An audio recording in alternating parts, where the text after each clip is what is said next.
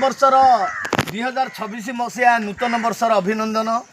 यही वर्षटी आपण मंगलमय हो मुझा भगवान निकट में प्रार्थना करे तथा निज स्नेह संपर्क सोदर बंधुवर्ग घरे गृह थिबा वृद्ध पितामाता समस्तंकर मु स्वास्थ्य अवस्था उन्नति चाहूँगी।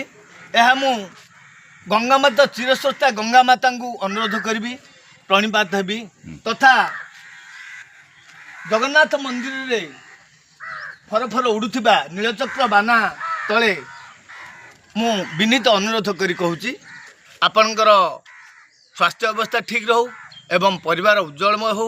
प्रतिटी एही वर्षर प्रतिटी कष्टसाध्य कार्य सुरुखुरे संपादन हो यह मु माँ निकट अनुरोध करी।